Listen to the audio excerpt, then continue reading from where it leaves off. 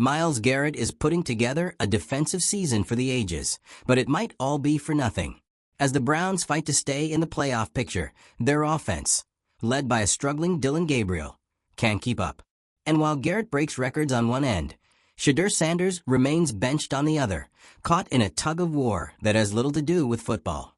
Jimmy Haslam believed in Sanders enough to fight for him on draft day. But now, as the team falters an AFC rival circle. If you're into the real story and all the messy twists they don't show on highlight reels, go ahead and subscribe. And if you're sticking around to see how this Browns QB chaos plays out, you should definitely be subscribed. The decision to keep him off the field feels less like caution and more like sabotage. The emotional toll is mounting, not just for fans, but inside the locker room. With trade calls escalating and the clock ticking on the season, the Browns' refusal to play their most promising quarterback speaks volumes. Haslam must decide. Will he let coaching politics cost his team its shot, or take control before it's too late? The Cleveland Browns are sitting on a quarterback mess so dysfunctional, it's threatening to implode their entire season. And at the heart of it all, Shedeur Sanders. You'd think having a promising young quarterback on the roster would be a good thing, especially when the guy under center is posting an 18 QBR. But instead of seeing Shedeur as a potential spark, the Browns are treating him like a threat. Not to the team, but to the coaching hierarchy. Despite league-wide interest from multiple AFC teams, despite scouts and execs making calls left and right, and despite a growing sense that Shedeur might actually be the best quarterback in Cleveland right now, he still hasn't seen the field. Not in any meaningful way. And why? Because head coach Kevin Stefanski continues to point to a mysterious back injury that somehow only keeps Sanders off the field, not out of warm-ups. Let's be blunt, no one's buying it.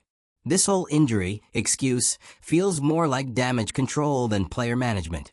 A paper-thin justification to keep a hand-picked QB on the bench while Stefanski doubles down on his own guy, Dillon Gabriel. A system quarterback who has been, by every metric that matters, a complete disaster. And while Stefanski insists everything's under control, the rest of the league is doing the opposite. They're calling. Frequently. AFC teams are actively trying to pry Shedeur away from Cleveland, offering real packages for a guy who's yet to take a snap. That should be a wake-up call for any team. But instead, the Browns seem shocked by the interest, especially owner Jimmy Haslam. Sources say Haslam was caught off guard by the sheer volume and urgency of the trade offers, which in itself is telling. Because if he's surprised by how much other teams value Sanders, it means he's probably not getting the full picture from his own staff. And now, the tension between Haslam and Stefanski, already strained, is reaching a boiling point. Let's not forget, Sanders wasn't Stefanski's guy. He was Haslam's. Ownership had a hand in drafting him, seeing potential that they believed could change the future of the franchise. But ever since then, Stefanski has done everything possible to keep that door closed. Not with open criticism, but with strategic silence. With injury reports. With unwavering support for Gabriel, even as the offense spirals. And yes, the offense is spiraling. This defense, led by a dominant, record-setting season from Myles Garrett, has been playing lights out. Games that should have been blowouts have turned into nail-biters because the offense can't stay on the field. Possessions are wasted. Momentum dies. Red zone trips end in field goals, or worse. And all the while, the team's most promising quarterback option remains sidelined, healthy enough to warm up but not to play. The contrast is brutal. On one side of the ball, you have elite performance, generational talent, and championship-level execution. On the other, coaching stubbornness and quarterback chaos. It's not just frustrating, it's self-destructive. And everyone can see it, including rival teams. Teams like the Raiders are circling, ready to give Sanders the shot he's not getting in Cleveland. And that external validation, that confirmation from outside the building, is exposing the internal dysfunction inside it. Because if every other front office sees something valuable in Shedeur, how is it possible the Browns don't? Simple. They do. But the coaching staff doesn't want to acknowledge it. Because acknowledging it means admitting the current plan is broken. It means admitting that Gabriel isn't working. That Stefanski's system isn't delivering. That Haslam might have been right all along. And that's where the personal vendetta angle starts making too much sense. This isn't about performance anymore. This is about control. About whose voice matters most in the room. And right now, Stefanski's refusal to pivot looks less like strategy and more like pride. He's choosing to ride or die with Gabriel, even if it means dragging the team down with him. The back injury excuse? It's a shield. A delay tactic. A way to keep Sanders on ice without saying the quiet part out loud. That the coaching staff never wanted him in the first place. And that's what makes this situation so toxic. Because when roster decisions are based on politics instead of performance, everyone loses. The team suffers. The locker room gets divided. The front office loses credibility. And the fans? They're stuck watching another season slip away, not because of lack of talent, but because of leadership gridlock. There's also the optics of wasting a good thing. Most teams would kill to have a defense this dominant. A unit that can win games on its own. Yet here's Cleveland, letting all that hard work go to waste because of quarterback mismanagement. There's no reason this team shouldn't be in playoff contention. But if they miss the postseason again, the blame won't fall on the players. It'll fall on the coaching staff, and on Haslam if he doesn't act. Because the owner can step in. He can override the coaching decision and mandate a change. He can say, we're not tanking this season just to protect egos.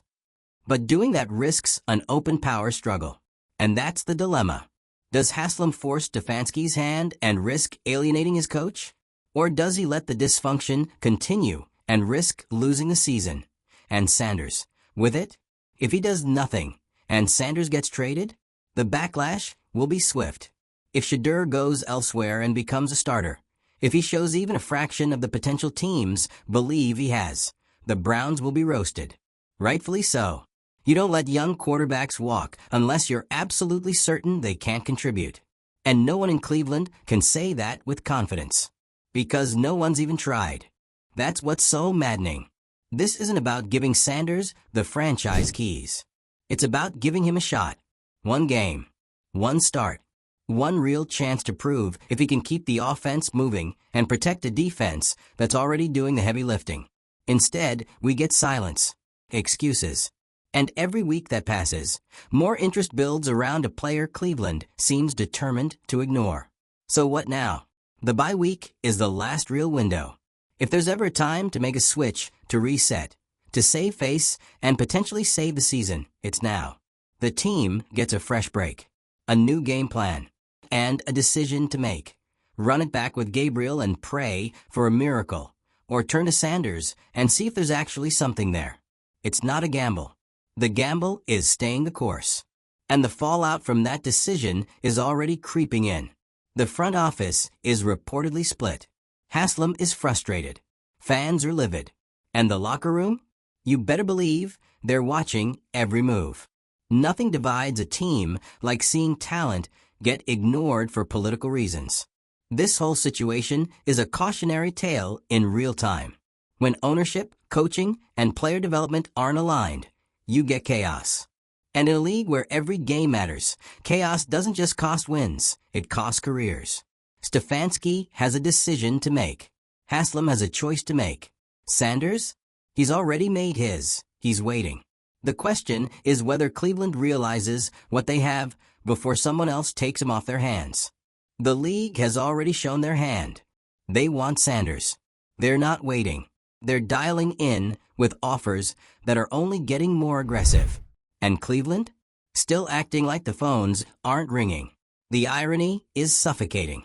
A team starving for competent quarterback play is sitting on a guy that multiple AFC franchises are willing to trade for.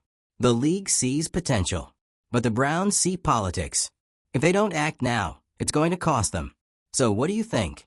Should Haslam override Stefanski and force Sanders into the starting role after the bye? Or will the Browns keep ignoring the obvious and run this season into the ground? Drop your thoughts below. Like this video if you're tired of the excuses. Share it with anyone still holding out hope for a mid-season miracle. And make sure to subscribe. We've got plenty more drama ahead, And you won't want to miss what happens next in this absolute mess of a season. The more you look at this situation, the more it starts to feel less like a quarterback decision and more like a defining moment for the entire Cleveland Browns organization. Because if this mess with Shedeur Sanders doesn't force the franchise to look in the mirror, what will? Let's break it down. This isn't a roster problem. This isn't about injuries decimating the team or a rebuild year. This is self-inflicted, preventable. The kind of chaos that only happens when personal agendas get prioritized over team success. And the facts aren't even complicated. The Browns have one of the best defenses in football, statistically, emotionally, visually, you name it. They've shut down some of the league's best offenses. Myles Garrett is rewriting what's possible at his position. The defensive line is living in the backfield. Turnovers, sacks, momentum swings, they're checking every box. But none of it matters when the offense can't stay on the field for more than 3 downs. When the quarterback, Dylan Gabriel, is consistently putting up performances that are not only ineffective, they're actively harmful to the team's chances. 18. That's his QBR. That's not a slump. That's not working through growing pains. That's bottom-of-the-league stuff. That's bench him immediately territory on any other team. And yet, here we are. Week after week, same result. And still, no Shedeur. At this point, it doesn't even feel like coaching. It feels like sabotage.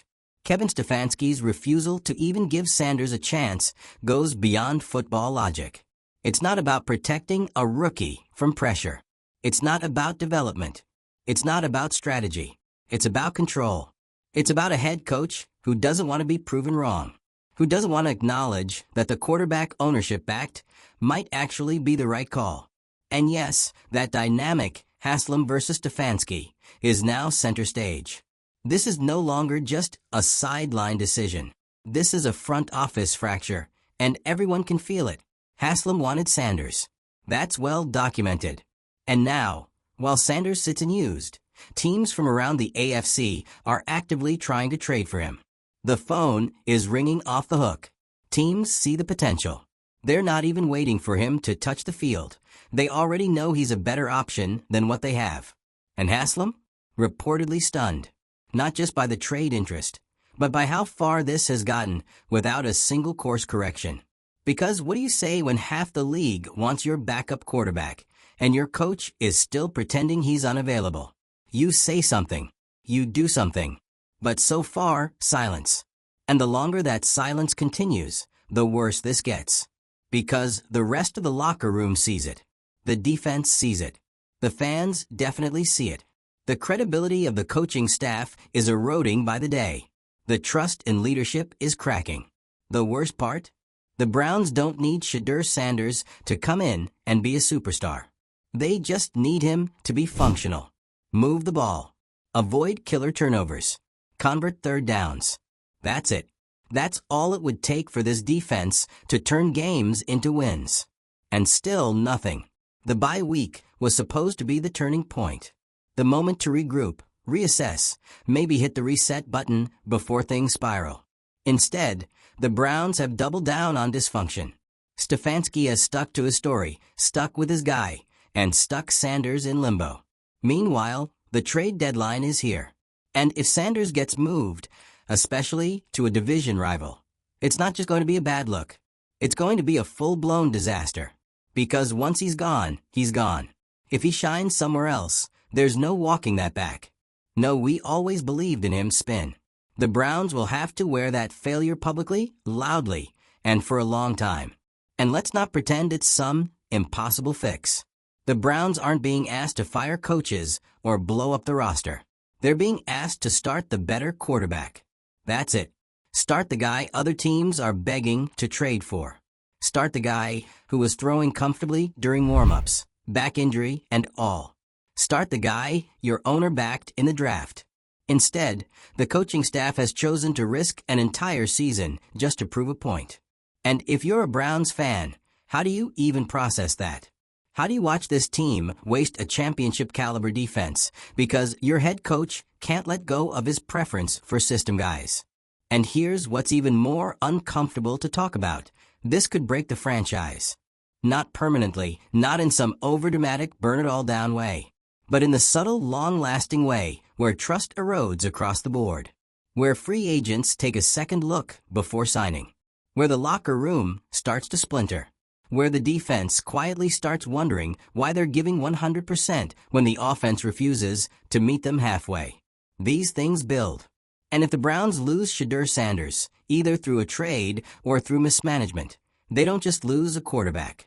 They lose momentum, culture, credibility. And that's the kind of loss that takes years to fix. So again, what's the end game here? If Stefanski keeps Gabriel in and the Browns keep losing, the coaching seat gets hotter. The calls for change get louder. And Haslam eventually has to make a decision, now or at the end of the season. If Sanders is traded and thrives elsewhere, the Browns become the league's cautionary tale. A team that had the guy, ignored the signs, and let him walk. If nothing changes at all, they finish the season somewhere between 6 and 9 wins, miss the playoffs, and waste one of the best defensive runs in franchise history. The only scenario that works is the one where Sanders starts. Soon. Because even if he struggles, at least the team would know. At least they could move forward with clarity. At least they'd have answers. But right now, all they have is doubt, frustration, and a growing sense that the people running the show are more interested in being right than being successful. The NFL doesn't wait. The good teams adapt. The smart teams course correct. And the ones who don't, they fade. Right now, the Browns are fading fast. The Browns are standing on the edge of a cliff, and everyone watching can see what's coming if they don't change course. The only people pretending everything's fine, the ones holding the steering wheel. Let's be very clear, this entire controversy around Shedeur Sanders could have been avoided. Completely. The Browns didn't have to be here. They didn't have to be a punchline in the AFC. They didn't have to waste an elite, once-in-a-decade defense. But instead of acting early, instead of evaluating the obvious and adjusting course, they let it snowball. They protected the wrong player. They defended the wrong decision. And now, the league knows it. Trade calls don't come in for no-name backups.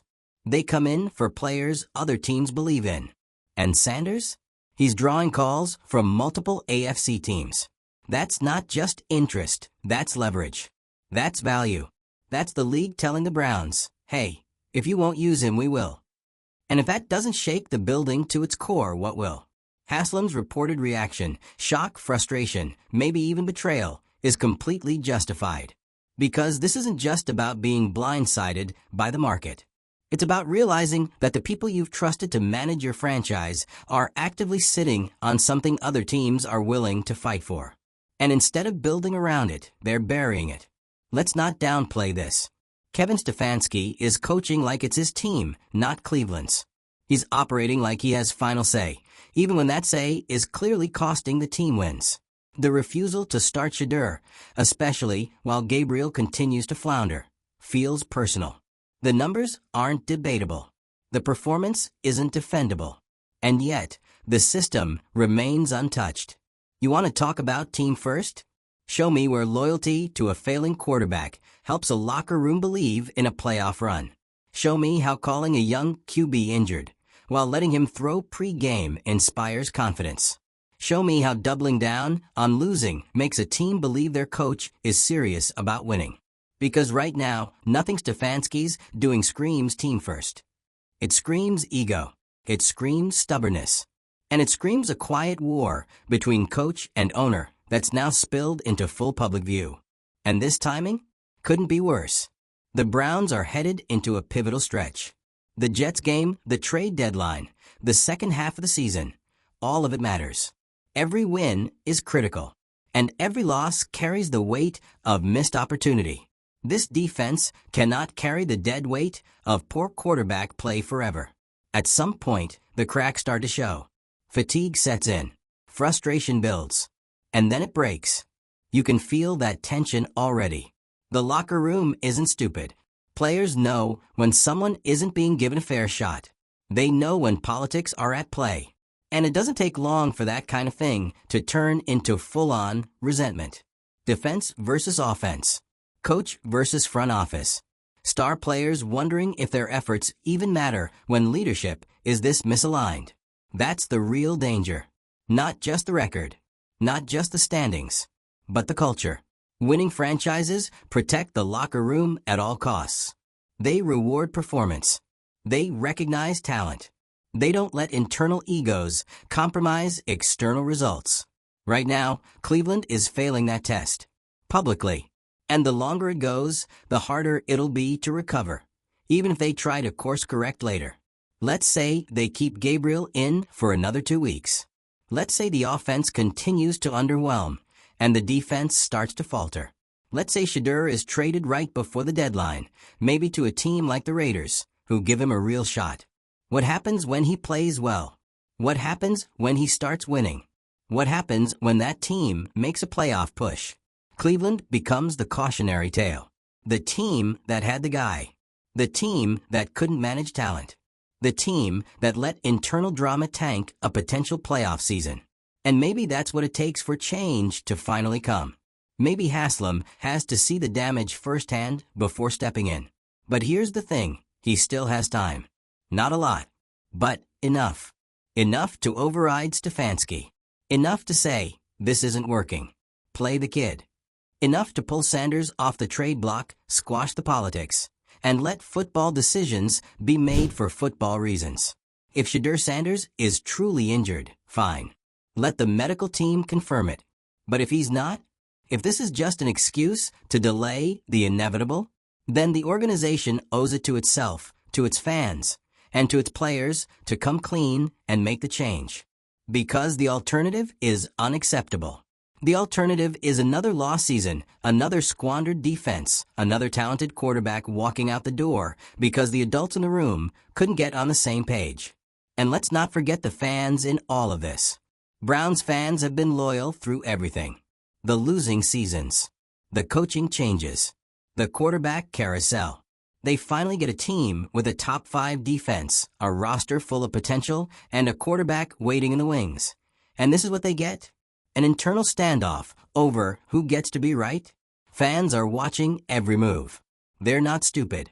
They've seen this movie before, and they know how it ends. That's why they're calling for Sanders. That's why they're booing Gabriel. That's why they're posting clips of Shedeur throwing lasers during warm-ups, while the broadcast shows another stalled drive. It's not about hype. It's about hope. And hope is running out. So we're back to the same question. What's more important to the Browns, winning or winning an argument? Because Stefanski's made it clear which one he's prioritizing. Now it's on Haslam to decide if he's okay with that. The Browns still have a chance to save the season, but only if they act fast, drop the politics, and put the best players on the field. That means starting Shedeur Sanders. That means admitting mistakes. That means making a bold, uncomfortable decision in the name of success. But if they don't, if they ride this out with Gabriel, ignore the trade interest, and let Sanders rot behind excuses and stubbornness, then they'll deserve every bit of the fallout. So what's your take? Do you think Jimmy Haslam finally steps in and makes the call?